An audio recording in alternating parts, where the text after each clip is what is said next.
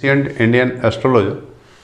आज हम ठीक उसी प्रकार से नित्य जैसा ही आप लोगों की कुंडली देखते हैं उसी क्रम में हम आज रिया जी की कुंडली देखने जा रहे हैं, जो राजस्थान से हैं।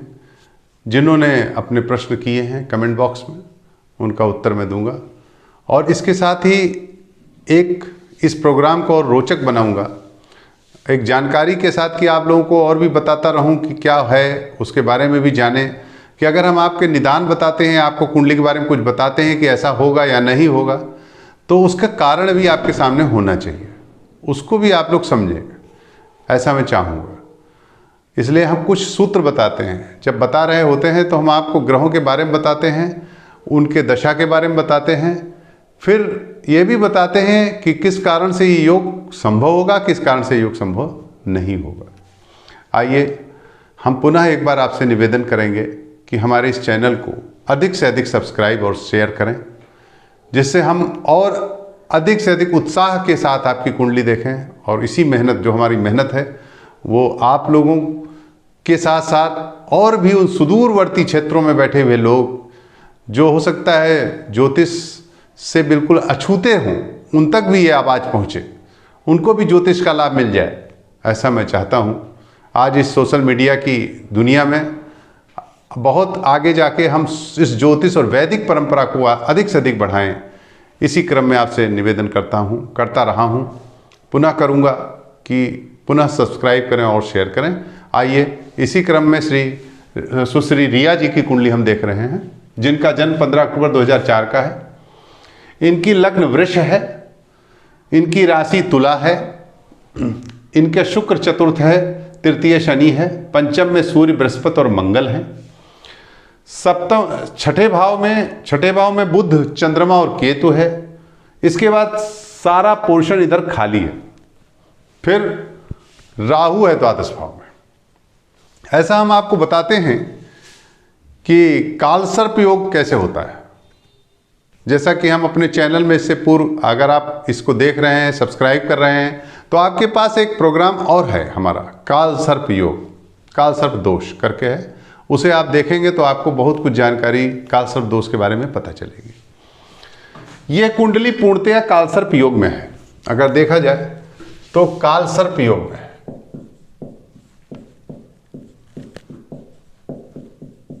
किस प्रकार आप देखेंगे कि इस तरफ अगर हम बंद करते हैं तो इधर पूरा खाली है।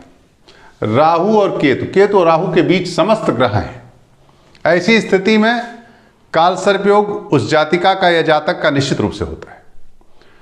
परंतु हमने अपने उस प्रोग्राम में भी, अभी कल के प्रोग्राम में बताया, और पिछला जो हम आपको चैनल में कालसर्प दोष के बता चुके हैं कि दो प्रकार के कालसर्प योग होते हैं, एक उदित और एक अनुदित।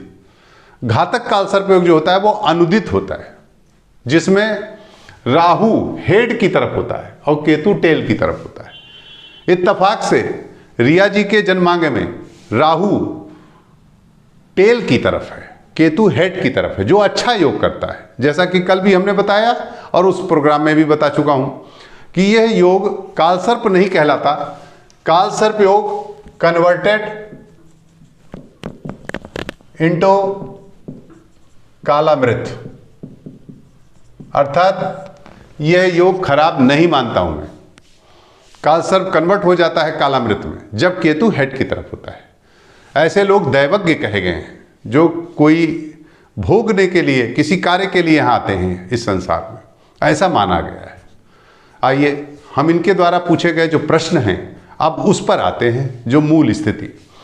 इन्होंने प्रश्न किया है, पहला प्रश्न है कि मेडिकल लाइन इनकी होगी, क्या होगा, मेडिकल लाइन में कितनी तरक्की होगी, ये इनका प्रश्न है। देखिए उसका सीधा सा उत्तर है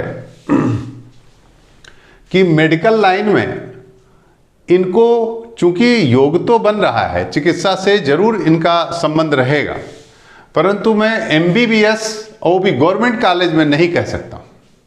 क्यों? वही मैं कहता हूं कि मैं आपको कारण भी बताता हूं। क्योंकि इनके जो ये द्वितीय का संबंध और अष्टम का संबंध होना चाहिए, दसम का और अष्टम का संबंध होना चाहिए, जो कोरिलेट नहीं कर रहा है। दशम के सबलॉर्ड या दशम के ग्रह, जैसा कि मैं केपी से भी देखता हूँ, कृष्णामूर्ति पद्धति को भी अप्लाई करता हूँ, उस स्थिति में मैं देखता हूँ कि शनि 2, 5, 8, 9, 10, 11 का रिलेट कर रहा है।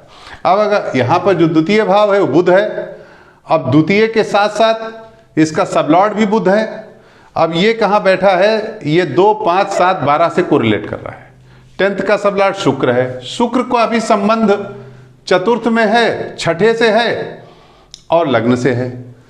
शुक्र का संबंध चूंकि 10th का सबलॉर्ड होकर छठे से है, तो छठा भाव भी रोग का कारक होता है। इस प्रकार इनका चिकित्सा जगत तो होगा, लेकिन बहुत अस्तर की जो बात है, मैं ईमानदारी से कहता हूँ, यथार्थ बोलता हूँ, मैं ना बढ़ा चढ़ा के बोलता हूँ ना घटा के बोलता हूँ। जो कुंडली बोलेगी वही आपके सामने रखूँगा, ये आवश्यक है, क्योंकि आप बाद में भी हमें देखेंगे तो आप उसको आजमाएंगे, हमारा परीक्षण करेंगे। इसलिए मैं आपसे निवेदन करूँगा कि जो मैं बता रहा हूँ, जो स्थिति है वही बताऊँगा।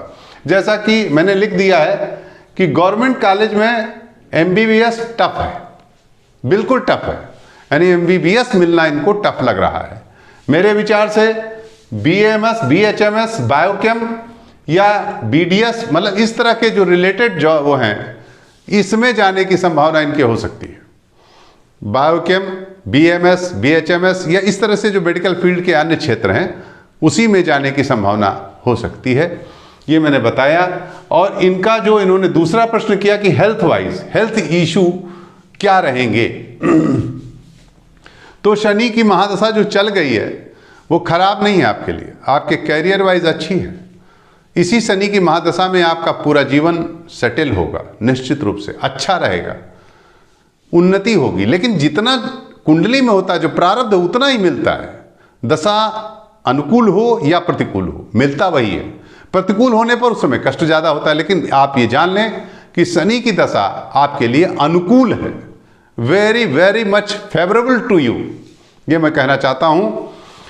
और ये 2023-24 जो ईयर है, ये ईयर तो नहीं, इस ईयर में आपका वर्षफल ठीक नहीं है। नेक्स्ट ईयर 23 और 24, 15 अक्टूबर 23 से लेकर के 24 के बीच में आपका गोल्डन पीरियड है, गुड फॉर योर सक्सेस। ये मैं कह सकता हूं कि उसमें सिलेक्शन की संभावना बढ़ जाएगी। उसमें जो भी आपकी होगी स्थिति वो अच्छी होगी।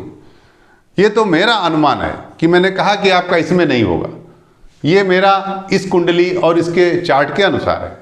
लेकिन जो स्थिति 23 और 24 में होगी वो आपकी बहुत अच्छी होगी। इसलिए मेरा निवेदन है कि आप प्रयास उसमें अधिक करें। और आपने जो दूसरा प्रश्न किया कि हेल्थ कैसी रहेगी, आपको मैं बता देना चाहूँगा कि कुंडली के हिसाब से हेल्थ आपकी बहुत अच्छी नहीं रहेगी। भले शनि आपके अनुकूल है, परंतु केपी में चलित चक्र में जो निर्णय स्पष्ट करता हूं, तो शनि द्वितीयस्थ हो जाता है, सेकंड हाउस में चला जाता है।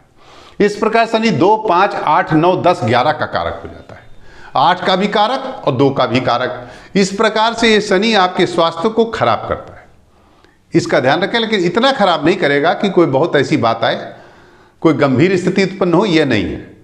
शनि आपके लिए ठीक है, परंतु जो आपने प्रश्न किया है कि हेल्थ कैसी रहेगी, तो मेरा उत्तर है कि हेल्थ बहुत अच्छी नहीं रहेगी। अब आपने ये भी पूछा है कि मोती और डायमंड, क्या मोती और डायमंड आपके लिए ठीक है? तो मैं कहना चाहता हूं कि अगर ऐसी स्थिति में जो आप कह रही हैं कि मोती और डायमंड, तो केवल और केवल आपको डायमंड पहनना चाहिए, मोती कतई नहीं पहनना चाहिए। नो नीड ऑफ पर्ल, मोती की कोई आवश्यकता नहीं है, केवल डायमंड पहनिए। डायमंड आपके लिए बिल्कुल ठीक है और सही रहेगा। डायमंड ही आपको धारण करना है, मोती मेरे विचार से ठीक नहीं है। आशा है कि मैंने आपको आपके द्वारा उठाए गए सारे प्रश्नों के उत्तर दे दिए होंगे। यदि आपकी और भी कोई क्वेरी होती है तो कमेंट्स में जाके पुनः कमेंट बॉक्स में क्वेरी करें, हम उसका उत्तर देंगे। धन्यवाद।